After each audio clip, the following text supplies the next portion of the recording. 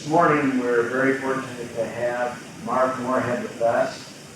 Marv has been chairman of the governing board here at the church, very active as a coach here in Arlington, and in investments and security, and semi-retired, although I called his home about 3 months ago to set this up right here in Columbus, and he answered the phone, and he was in top company Florida.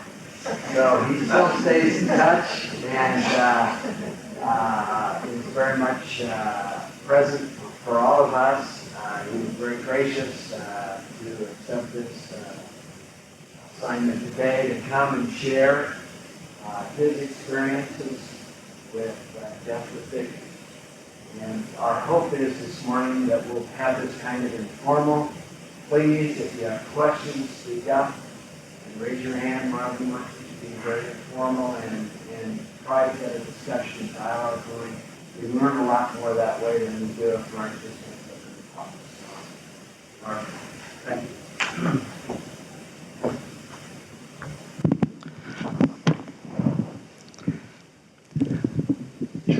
Thank you. It's a pleasure to be with you and share these thoughts surrounding one of life's significant journeys. I'm probably going to get excited, and I may wander from this microphone, and I may be out in the crowd. So you restrain me, George, if that's appropriate. I see lots of familiar faces here, and it feels good. It feels good. A half a century ago, there was a Oklahoma preacher who was rather famed in that age by the name of Bill Alexander. And he told the story about the first time that he went out to preach. It was a tent service. And he got there, first sermon, and there was only one guy that showed up. Well, he was about to start, and before he started, he went down and he said, oh, this is my first sermon. He said, I really expected more. He says, I really don't know what to do. And the guy says, well, he said, I don't know much about preaching. He says, I'm just a simple old farmer. He says, but I tell you this, he says, if I took a load of hay out to feed the cows and only one cow showed up, he says, I sure wouldn't turn her away hungry. So Bill Alexander, he got up there and he gave a hellfire and brimstone for an hour. In fact, he told him everything that he had learned in theological school, in that first sermon. And after it was all over, he went back down. He said, how did I do? And the guy said, well, I don't know much about preaching. He says, but I know a lot about farming. He said, and if I took a load of hay out to feed the cows and only one cow showed up, I wouldn't give her the whole load. So be prepared. I'm going to give you the whole load today, the whole load. All of us share a rather fundamental common denominator, if it isn't too obvious. We were all born, and we're all going to die. And I would guess that if we would go around the room today, or if I would ask you to define your definition of birth and what happens next, I think we'd be pretty close together. I think if I go around and ask you to define what death is and what happens next, we would be spread from New York to California on that one. And so as I start today talking about death with dignity, my first challenge, and I guess our first challenge, is somehow coming together on this term of death, which is many people think is one of life's biggest negatives. And we have kind of combined that with the idea of dignity, which kind of implies a positive. So we're combining a negative with a positive.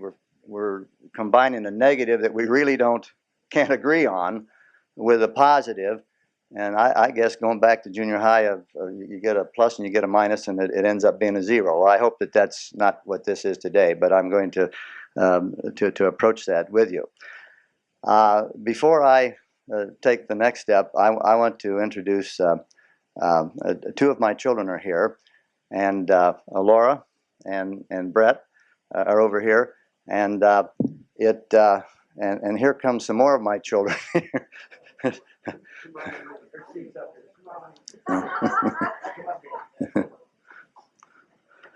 And this is Janice and Katie, and this is Mark.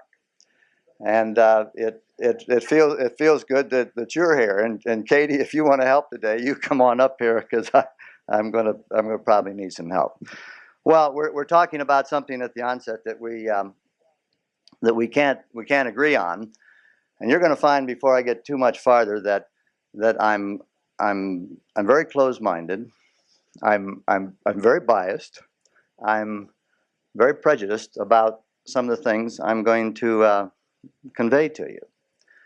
And so to those of you that will or would disagree with me, let me say up front, if this be treason, make the most of it. Now, to those of you who find that you're either in sympathy or agreement with me, let me express to you that I'm very pleased to be talking with such an informed, enlightened, and intelligent group. So having made that disclaimer at the first, let me continue into one item of semantic housekeeping. Years ago, Roy Burkhart used to use the word graduation in place of death or dying. And I am going to use Berkey's euphemism for death today frequently. So when I'm talking about graduation, you know what I'm talking about. And in a way, I have told you how I feel about this process of death.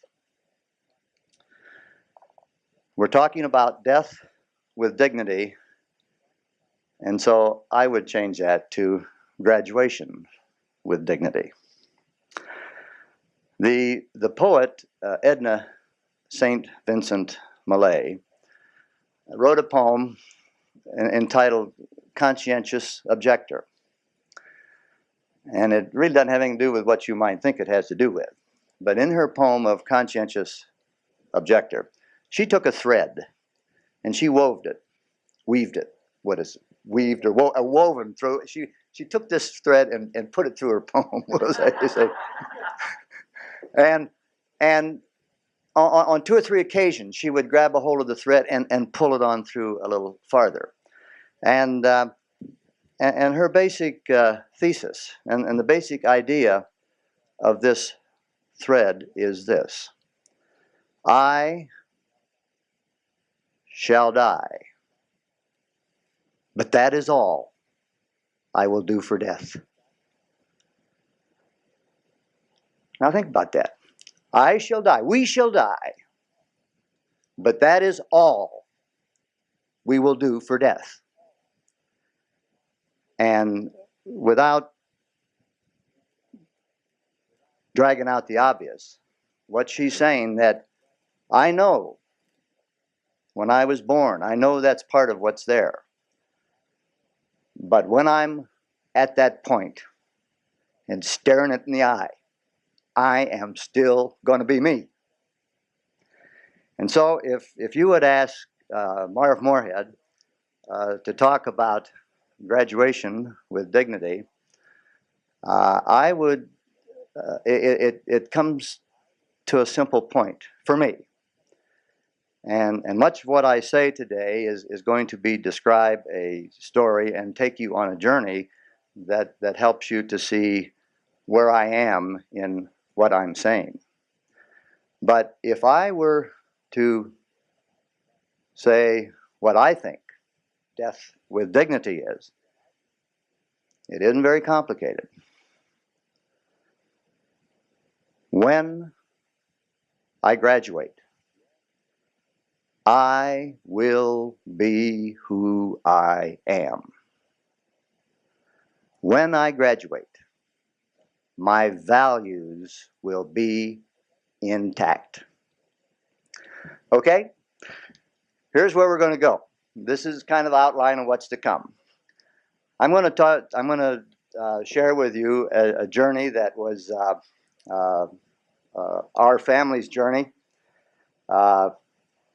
It concerned the graduation of my wife and their mother.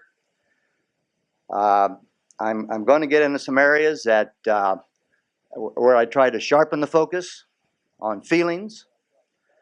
I am going to tell you some stories. I'm going to tell you some ideas that were shared. I'm going to tell you some conversations. I'm going to tell you some not so good stuff. I'm going to tell you some awful good stuff. And the outline in the beginning is simply going to be several stories that are very, very personal in nature. After that, I would like to open this up for questions. And there are no holds barred, believe me. I will respond to anything. Even if I don't know it, I'll respond to it. But please, no holds barred. And after we have a questions from you on what you have heard or some of the ideas I have expressed, then I would also encourage you, and what I see occasionally on television, all the good talk shows do this now, the audience comes up and say, well, I feel this way. And I would encourage you then to put in what you feel and how you feel about this subject of death with dignity, because obviously all I'm doing is talking from the heart and telling you about what happened in our life. Well, our family's center of gravity was my wife of 40 years, Sunny.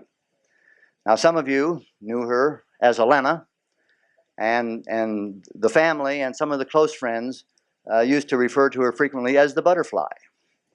And the butterfly implying she was full of life, she was colorful, she loved to soar, she was vital, and she was a butterfly. She was a butterfly. Our story that is leading up now to what we're talking about really started rather innocently. Life has always been good for us. Life is good for us now. But some time ago, Sunny experienced a pain in the abdomen. It wouldn't go away, and ultimately through a CAT scan, and the diagnosis was that we're not sure, there's a little shadow in there, we really ought to do something about that. And so we had surgery. And at the conclusion of the surgery, we then were into a period that at least initially couldn't be described in no other way except a nightmare. Cancer was found in the intestine. It eventually metastasized to the liver, and that what was going to lead to her graduation 3 years later. Let me just take you through a very quick walk through 3 years, a 3-year blur. During that period of time, Sunny had 5 chemotherapy or radiation regimens, meaning that we would go for 3 or 4 months, and then we would see what was happening, and then it wasn't working, so we would go another way. And 5 times we stopped and started on this in an effort to arrest this insidious disease. She had 2 major surgeries. She was in and out of 4 different hospitals. During that time, she had 19 different physicians, surgeons, specialists, and I might say parenthetically that we were blessed with good professionals, excellent professionals, did everything they could. But we had 19 of those. We had 100 nurses. We had 1,000 IVs, blood samples, CAT scans, catheters, tubes, and you know the whole bit. That it was a blur, as I say, as I look back on it. It was simply a blur. We had 6 times when in the middle of the night we had to have an emergency run over to the hospital to admit her to the emergency room. And what I'm trying to say to you here is that, quite honestly, we were out of control. We had high hopes and expectations, but it's a blur as I look back on it. We had hundreds of hours sitting in the doctors' waiting rooms, hospital admitting rooms. And during that period of time, I think almost everything that you could think of that could happen to you that would be uncomfortable, she experienced. She had a swelling at one time or another of all of her limbs and of her abdomen, abnormally so. She had an uncontrollably itching frequently. She was jaundiced. She lost her hair. She bled from all over. She had headaches. She had nausea. And what I'm trying to say is that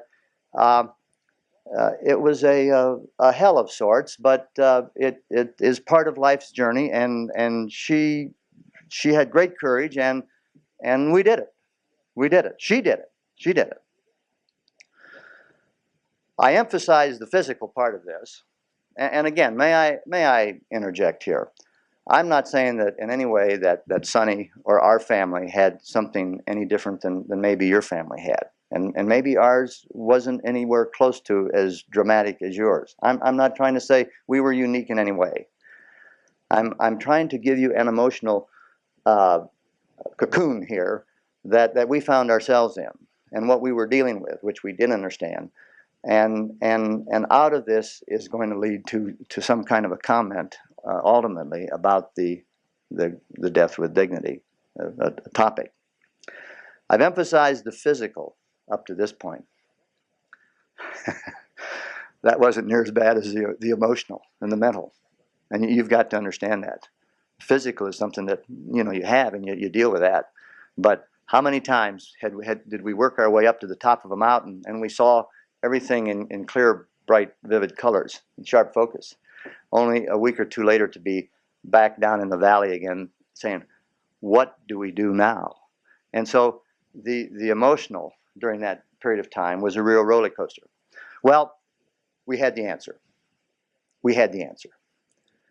She was scheduled for the third surgery, and we had good people. We had the best liver surgeon in the United States who was going to resect the liver. We had a top-notch vascular guy, because now the cancer had started to go up the vena cava, and so we were going to have to handle that.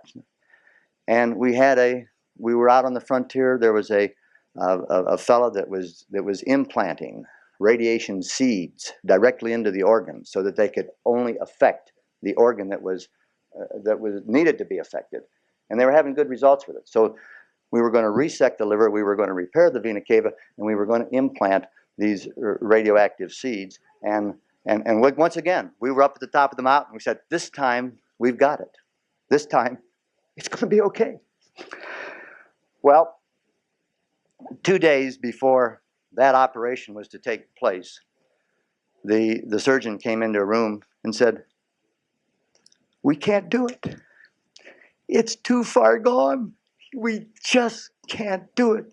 There is no chance at this point for a successful conclusion.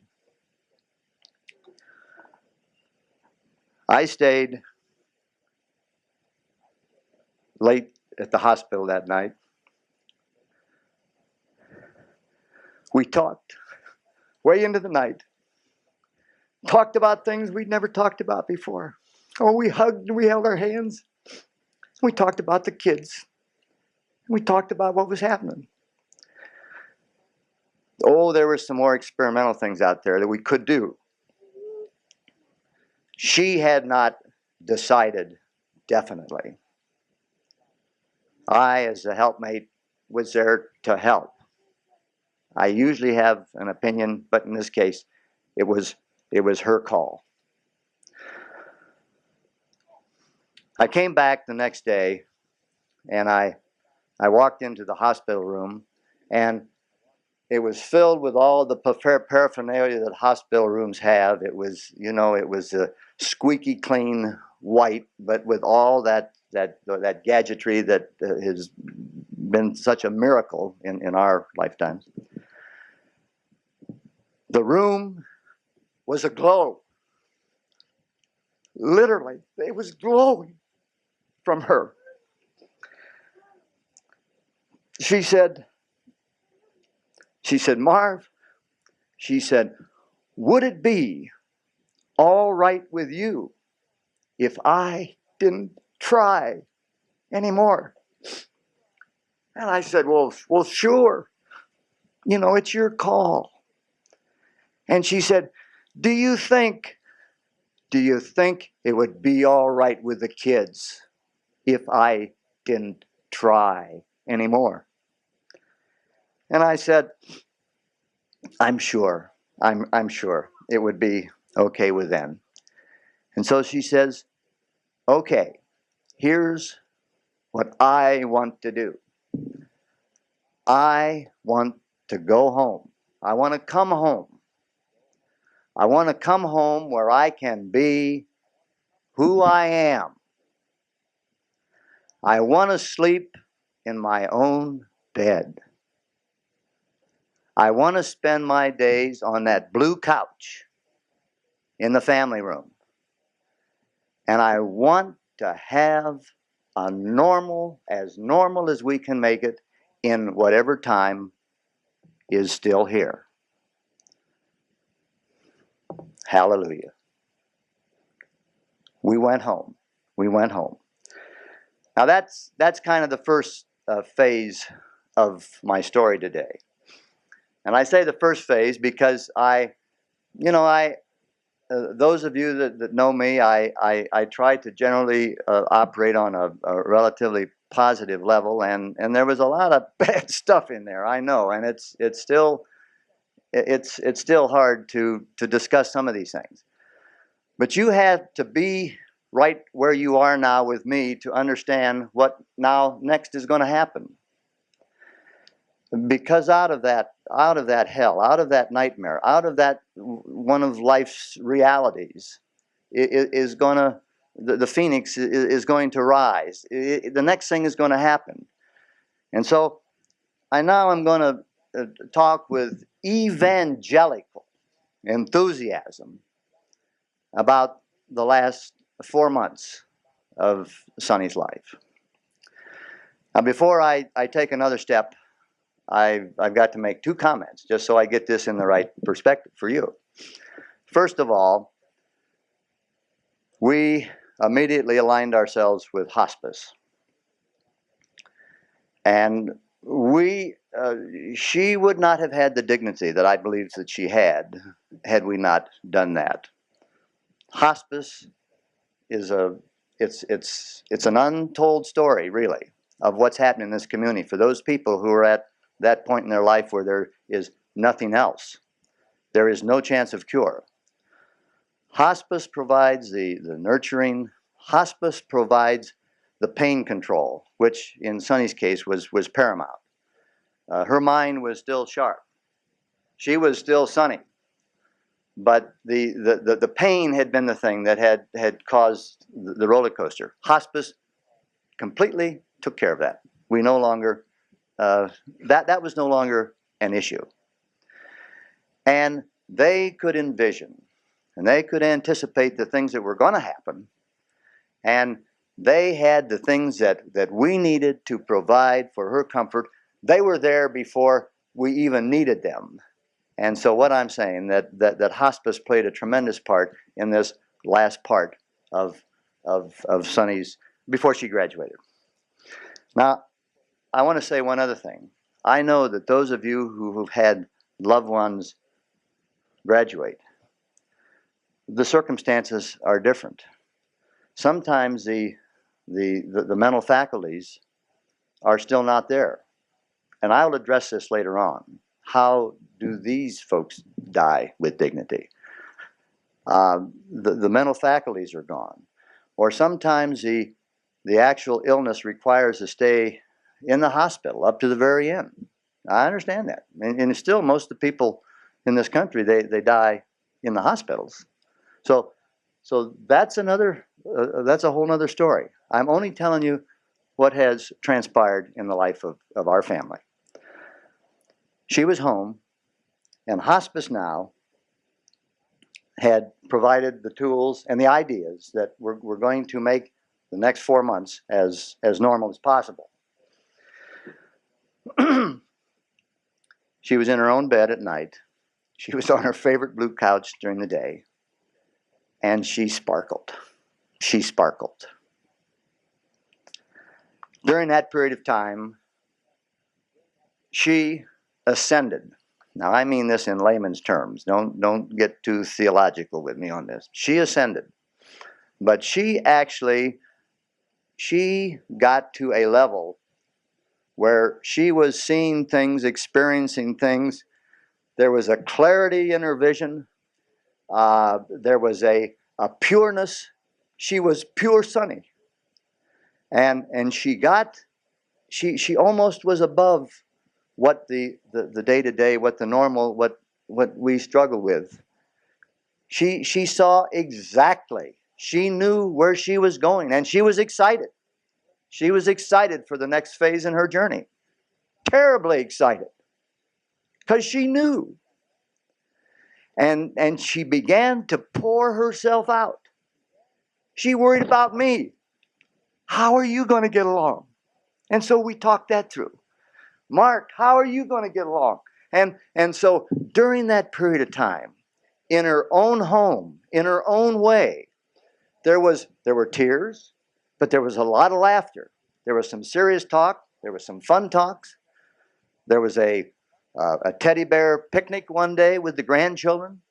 There were friends that continually were coming through there, and some days she could see them, and some days she couldn't. But there was one-on-one time with each of the children, lots of one-on-one time with me, and a friend would come to the door, and I would usher the friend in, and we would sit there, and in about a minute or two, I'd get this kind of a look. And that was the look that I was supposed to leave, see? So I mean, it was one of those unspoken signals, you see? And so I would leave. And I don't know what would happen for an hour. But she would glow. And as the friend left, the friend was glowing too. So it was a terribly special time in our family's life. And as I reflected on this, I'd say, death with dignity, graduating with dignity, what does that all mean? Doesn't it come down to being able to say, I shall die, but that is all I'll do for death. I'm going to be me, and I'm going to do those things that I always do, except she did them in a way that was better than she had ever done. Now, I don't mean to embarrass anybody, but Mark and Janice, you made the grand entry here, and with Katie, and I've got to tell you an anecdote or a personal story that happened during the last weeks of Sonny's life. She'd spent a lot of quality time on that blue couch, but it got down the last 2 weeks. She no longer could get out to the family room, and so the last 2 weeks was in bed, and much of that she was in a coma. Mark and Janice were married right in that period of time, and Sonny obviously was not going to be able to go to the wedding. But after the wedding, Mark suggested, why don't we go out to the house and we'll just have a brief reenactment of the wedding there in the bedroom. And so they did. And the best man and the maid of honor and the bride and bridegroom now came out to the house. And we had the ceremony, mini ceremony. And so here is, death with dignity. She had the flowers that would have been at the wedding. She had a clean gown on. Everything was just in apple pie order. And after the wedding, in Sonny's bedroom, in our bedroom, Mark and Janice went over, and they leaned over and kissed her. Now she hadn't said anything for 2 or 3 days, and she wasn't talking. And they leaned over and kissed her, and she looked up and she said, "You two look like the top of a wedding cake." And then I leaned over and kissed her, and she said to me, "Wasn't that a lovely wedding?" Now, what I'm telling you is that it was exactly the same as if she'd had the wedding dress on, and she was dancing at the reception or in the sanctuary. She was at the end exactly who she was.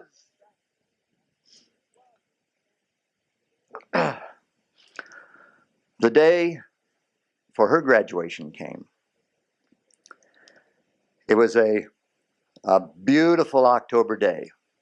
The sunshine was streaming in her window, across her bed. She now, the last thing that she said was, "Wasn't that a lovely wedding?" on the preceding Saturday. It was 6 days later. I went in the middle of the afternoon. She had a little saliva or moisture or something on the side of her mouth. And I got a tissue and I cleaned it off. And she smiled. One of those patented sunny smiles. And then she stopped breathing. She'd graduated. We don't plan these things. But if I could sign up right now for the way, I'd sign up for an October afternoon just like that. And so that is the end of the second part of the story. Now, what I've been trying to do is walk you through a period of my life that obviously was emotional. It's still emotional, but significant to our family. And all I've been trying to do is to not to point to us as somebody special or different, or I'm saying this is what happened on our journey. And now I'm going to try to pull a couple things out of there and try to put this death with dignity into some kind of perspective. She fought the good fight. She fought as hard as she could. And again, for those people that do not, that the mental faculties are not there, and their families now have to fight the good fight for them, that is the way that dignity happens in those situations. But in her case, she had her mental faculties for the most part, and she fought the good fight. And so she came to those final days knowing that she had done the best she could. And most of us, you can live with that. Whatever the results, if you do the best you can, you can live with the results. I would emphasize now that another one of Berkey's themes that he kept coming back to time and time and time again, and when I sat here or sat in the other chapel and Roy Burkhart was preaching these sermons, I didn't really understand what he meant. I guess I'd never had the reason to accept some dramatic occasion as now being a reality. But Roy Burkhart used to talk about the keys to the kingdom, and one of his keys was the key of acceptance. And as I thought about this thing today with you, and I thought about Sonny's journey in there, one of the things that happened is that she fought the good fight, but whatever impels us from within, she got to that point, she said, I accept. I accept. I know where I'm going. I know where I'm going. I accept. And with that acceptance, there came a piece of letting loose of the frustrations and whatever animosities there have been, some of the short shrift things that had happened that were really just part of reality. But the acceptance. And for those of you that are dealing with people at life's sunset, I didn't realize this, but it was terribly important to our butterfly that she had our permission, that it was okay. That it was okay.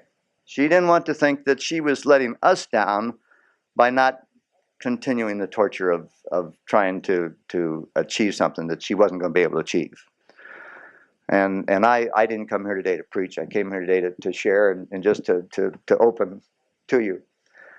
But I would say that when that time comes with your loved one, they frequently need that permission. And it doesn't have to be spelled out in rhyme and verse and at great length. But there has to be a connection there where it's okay. It's okay. Because of whatever your faith tells you is okay. Now, I've got just a couple, two short things. They're never quite as short as I think, but two short things here that I want to do, and then we're going to open up for questions. And I obviously I want to put a cap on this at some point in time. But I've expressed the idea that the death with dignity thing is, I shall die, but when I go, I'm going to be who I am. That's all I'm going to do for death. I'm going to die, but I'm going to do nothing else for death.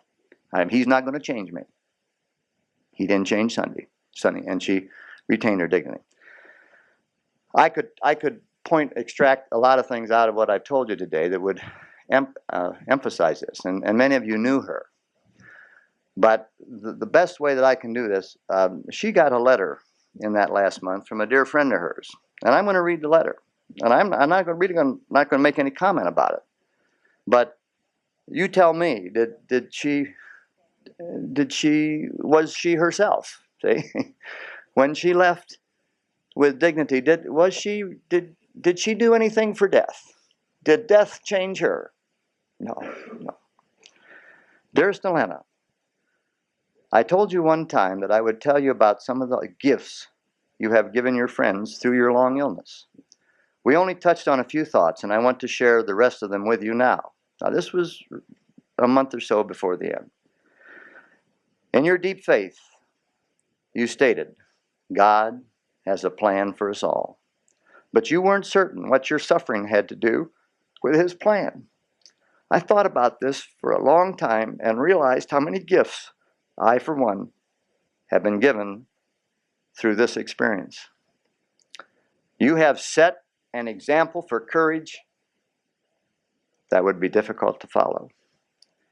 You have gone on fighting with dignity for this life on earth and have done it without complaint. Your example of faith in your God has touched all of us. Your friends have learned to pray with each other, unembarrassed and unashamed, because a friend has shared her God with us so openly. Your deep sense of gratitude for all of that, your deep sense of gratitude for all that your family, friends, doctors, and newfound friends have done for you is a sincere testimony to all that you have great sensitivity and are not afraid to show thanks and express it. Your complete honesty in sharing your concerns about your illness have helped all of us to relate to you in our own natural way. We thank you for not shutting us out of this part of your life, because in loving you, we need to know what is in your heart and how we can best help ease your burden. I don't know anyone who exemplifies love better than you. Your love for family, friends, and strangers is felt in the sincere warmth of your happy personality. You care deeply about people and so openly express it. You are indeed like the butterfly, God's beautiful creation, who feels free and secure enough to share itself with all who come its way. In your life, God has worked through you to want me to strive for more courage, have greater faith, express gratitude more often, to be more honest about my feelings, and most of all, to be more loving. Thank you, dear friend, for these very precious gifts taught silently by your actions. And, no comment is necessary, but that was a month before, and that was her. That was her, that's an unsolicited testimonial, I guess you would say. So that's kind of pulls that together. Okay, one thought, and now I'm going to interject a very personal, close-minded prejudice. I read someplace long time ago, and it was that famous author Anand. So I have no idea who wrote it or when it was wrote. She or he, it makes no difference. But I have a view of what happened to my butterfly. I have a view of what happens to you when this time comes. I have a view of what happens to me. But I want to give credit to the unknown Anon, because he put it in a short story form that to me says a great deal about it. I am standing upon the seashore. A ship next to me spreads her white sails into the morning breeze and starts her journey into the blue ocean. She is an object of beauty and strength. I stand and watch. And after a long while, all I can see is a white cloud-like speck where the sky and the sea mingle as one. Someone next to me says, "There, she is gone." Gone? Gone where? She is just as large in hull and mast and spar as when she was by my side. She is still able to bear the load of living freight to the destined port. Her diminished size is not in her, it's in me. And at the moment that someone next to me says, "There, she is gone," other eyes see her coming and join in the glad shout, "Here she comes." And from the people, all of us who are still standing on the shore, your loved ones, they leave. They leave as they are. They leave the people that they are. They leave with their values intact. And though in the mind's eye it gets dimmer, or they don't see them quite so, nothing's diminished. Nothing has changed. It's the same. If it's diminished in your visual perception. Spirit-wise, nothing has changed. And that comforting thought of the forebears, the fathers, the brothers, the sisters, that expectantly are standing and say, "Here she comes, here she comes." That's a great a comfort to me, and as I think about this thing called death, and I know I'm in an area that we would have a range of opinions on, I believe that this is a wonderful life we have, but I also know that there is a just or more wonderful life that stretches out into eternity, and so whatever partings we have are temporary.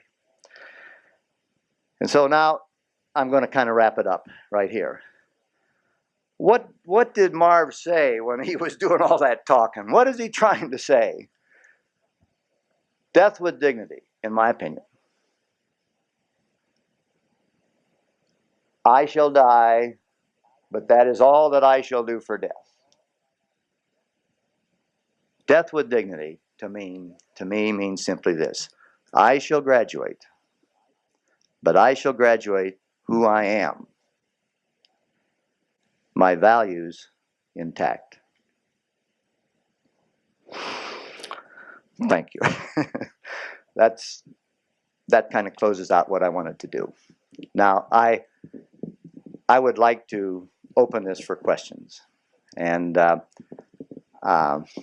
George asked me to do this, and I said, "Well, sure, I'll do it." And then sometimes later, he said, "It's going to be an hour and a half." I said, "My golly, an hour and a half? I don't even know how to define death with dignity, and I'm going to talk an hour." And he said, "It's a class." So let me now not be a speech maker, which is part of my background, but let me be a moderator. Let's just turn this into a seminar, and I would sincerely welcome any questions about what I have said to this point, and I will freely share anything. There is no ground that's off bounds, out of bounds for me. Our family is at peace with this issue, and I didn't come here today really to talk about Sonny. I came here to talk about death with dignity. I didn't know any other way to get into it except this way. Please, questions? Yeah, Mark. I'd like to say, first of all, I love and respect you as a human being.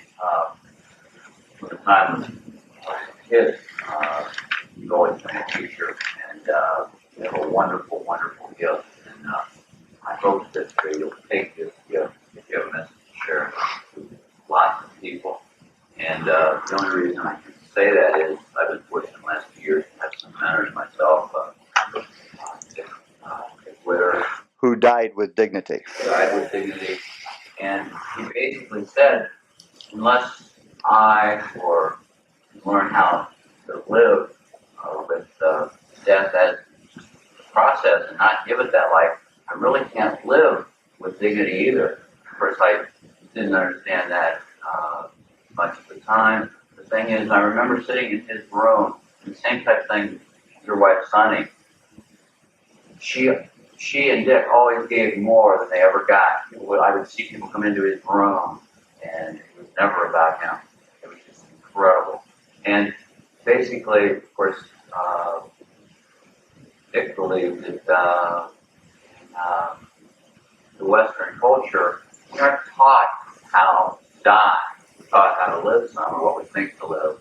But I really believe it's an important gift we need to share with younger people coming up and so forth, because it is part of life's process. The thing that I really wish for you, I really wish that I know there are people that can write books and so forth, ghostwriters and stuff, and you have a wonderful message. You should not forget that. Unfortunately. Any other questions? Thank you, Mark. Mark, Larry? I've heard you speak about this before, and I don't think you have to let this day go without talking about a caregiver. You feel very strongly about it. You talk about hospice. Sure I can, and the only reason I hesitate on that is I don't want to preempt any time that might be directed toward dignity with death. But let me do 60 seconds on hospice. When we came home from the hospital, I was panic stricken. You know, I told you about the midnight runs to the emergency room and vomit and everything going haywire, and I was not equipped to handle that. And I had no idea what was ahead. And when we got home, the telephone rang, and it was our family physician who said he had understood what had transpired. He said, "Marv," he said, "have you thought about hospice?" And I said, "Hospice? Where is that?" In my mind, hospice was a place. It had a locale or something. I really didn't know about hospice. Hospice is not a place. Hospice is an attitude. It's an interdisciplinary group of professionals that are now committed towards making life as comfortable and as quality as possible for the terminally ill. There is no attempt to heal in the hospice attitude. The sole objective is to make it as comfortable as we can for whatever time we have left. And they do an excellent job. It's the most selfless organization I've ever been associated with. We had them for 4 months, and would you believe I filled out one paper where I agreed that from now on we were not trying to heal, we were trying to instill comfort. And that was the last thing I ever signed or I ever saw. I never got a bill. It was incredible. Well, I mean, all I'm saying is they changed our lives because they took the pain. I mean, they were experts at pain control. And the other thing that our family desperately did, I guess I needed more than that, I needed a hotline to be able to talk to somebody in the middle of the night if I needed to. I was panicked over that because I had gone through 2.5 years of talking to answering machines, and well, go to the emergency room. We'll see you over there 8 hours later. And I was panicked over that part of it. But now that was wiped away. And there was a nurturing. That's a whole other story, which I love to tell, but ask me to tell it. And any of you, I love to. No, I really would. I don't want to as I say, preempt or short anybody out of this. But the hospice thing is it's a tremendous, it's an unsung song in this area. There are 3 of them that I'm aware of in Columbus. I know there's one at Riverside, there's one at one at Mount Carmel, and I think the Columbus Health Department has one, and I'm not quite sure. And there may be another one by now, but it's of Sonny's life. And Karen came to the house, and she walked in the door, and all of a sudden I had, in life sometimes you have a revelation. I mean, something that was so obvious for so long, and all of a sudden all the lights in the room come on, and you see clearly. And Karen walked in, and I said, "I've got it. I finally understand." I said, "You girls, the hospice team," I said, "you girls, you're here in disguise." And she was kind of taken back at that. She said, she goes like this. I said, "You have disguised yourself as competent professionals. And in reality, you're angels," you see. And that's what hospice meant to us. Can we go back to death with dignity? The hospice thing, I don't shy away from that at all, because that's my volunteer activity now. But yes. Hi, Sandy. You're my neighbor. I wondered if you had any experience with any of your friends or any of your family pulling back from staying near the end because you weren't going to. Yes. How did you help those people, or did you just? I couldn't help them. I couldn't help them. And don't do that. Don't do that. I mean, I'm saying that. We saw that in people that were good friends that literally disappeared for 6 months. And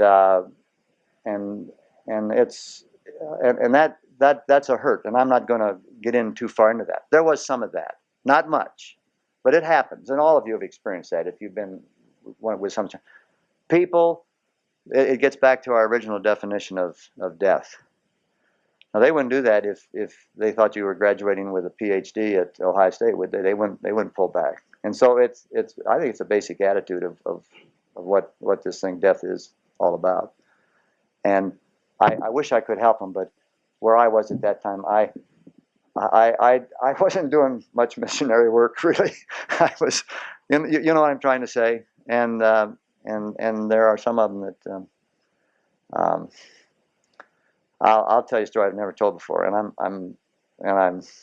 I have the inner voice inside tells me, "Marv, shut up. You said too much." But sometimes you get started. We had not a close friend, but a fellow that I played golf with, and we had been socially with on a time or two, that disappeared during that period of time. And I never had there was never any closure with them. Never any closure with them. After, the funeral, the celebration of life ceremony, never a card, never anything. I mean, it's a terrible void that I said, what? We're not. Are we lepers, or And this is negative, and I'm hating myself for doing this, but it's going to pick up on what you say. There are people. These are good people. They couldn't have done it any other way. They were embarrassed. They didn't know what to do. They didn't know how to handle it. And finally, it was about a year and a half later, I was out to dinner, and the couple came in and they sat at the other side of the dining room. And I noticed a couple of times they were glancing over, and when I'd glance over, they'd quick, turn the other way.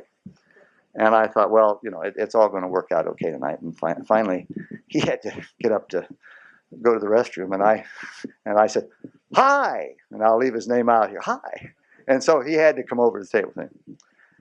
We talked for about 3 or 4 minutes, and I was there with another fellow who had recently lost his wife, and he knew both of us. And my friend who I was with, he'd had the same experience, as I found out later. So we talked for a while, and finally I just couldn't resist it any longer. I said, that I lost Sonny about a year ago, and And he kind of, he says, oh, yes, I know that. He said, did you know that, and then he gave the name of his wife, do you know that so-and-so had a hysterectomy last summer?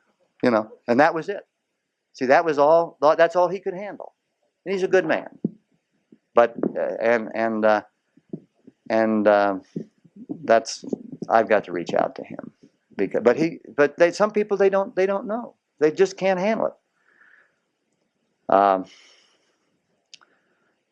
We've had friends who've had graduations in their lives since then, and Mark had it was Ken Krause, passed away here, graduated a few years ago, and Mark and his son were good friends in high school, and Mark called me and said, Dad, what do you think I ought to do? Now he'd heard about it that afternoon, or maybe it was that night. And what do you think I ought to do? He said, they're probably all, it's all upset right now, and they're all in a state of shock, or this, that, or the other. So I thought maybe I'd go around there in 3 or 4 weeks. I say, you drop what you're doing right now, get your buns in your car, and get over that house as fast as you can right now. And I would admonish you, if you have a friend, you're not intruding. They need you. They want you. And it's nothing more than, I love you, and I'm here if you need me, and then leave, if that's all it is, if that's your style. But get your buns in your car and get over there right now. Don't wait. Don't wait. Don't wait. Question. Yes. What were the very most difficult aspects from the point you learned of this until graduation, or even after? Maybe the most difficult part of that was the emotional parts, or the most difficult aspects? I wish I could just come right out and answer that. I think that I was blessed with a wonderful wife that was light years ahead of me in understanding the big picture. And when I first when we were told, I've been in games when you're behind a couple touchdowns, but there's still time on the clock, and so when you breathe, you've got a chance. I guess when the guy finally said, he said, there's nothing we can do. That was difficult for me. And I didn't want to exacerbate the situation. I didn't want to make it worse for her, so I kind of swallowed that. But what do you mean there's nothing we can do? This is the age of modern technology. What do you mean what do you mean? That was difficult for me. Let me share something that I have used this before, and it happened at this particular time. I told you the night when we found out that there was nothing more that could be done, and we sat way into the night, and she was in her room at University Hospital, and that night, it was a clear night, and we could see all of downtown Columbus from her window there. And we sat and we talked and we talked and we talked about things we'd never talked about before. And I mean, at a level we never talked before. We brushed around them. And we were sitting there and we were looking downtown Columbus, and all of a sudden she grabbed my arm. She said, Marv, I see it. And I said, see what? She says, I see how it's going to be. And I said, well, tell me. She said, oh, the sky it's white and blue. It's a gorgeous bright light. And I see a field of daisies stretching out as far as I can see. Daisies were her favorite flower. She said, there's a field of daisies as far as I can see. I'm walking through that field, and Jesus has me by the hand. And I'm a little girl. She's okay, you see. I left there that night. I knew we were okay. And I'm sorry for this, but the most difficult thing was getting over that hump that, hey, And so all of a sudden, the picture that she had known for years began to seep through to me. That we do have a loving Heavenly Father. And this is only part of, we don't know what's coming. But I know it's better. Because I know there's a field of daisies over there. For me, it's better. And I know that when I get there, that she'll be who she is. Oh, not in physical form, but that spirit. And what I'm trying to simply imply to you was that she was far better able to handle this than I was. But she was a good teacher. So I didn't answer your question. There were a lot of, it was a roller coaster. It really was a roller coaster. But there was a lot of difficult things. But there was an awful lot of good things that happened in there. And the last 4 months was, in some ways, you won't agree with this, but I'd have a hard time convincing you. But the last 4 months of her life, in some ways, were the best we had.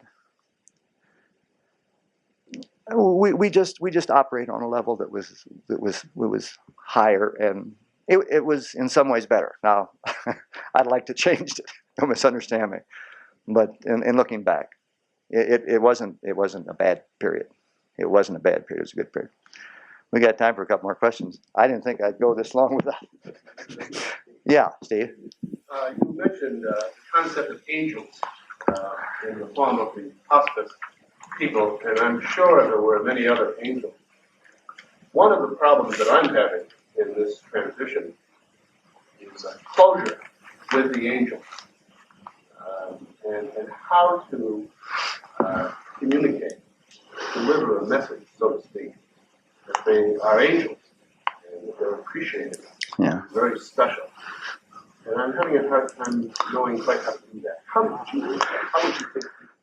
I'll react to your statement. I'm still having some problems in some areas of.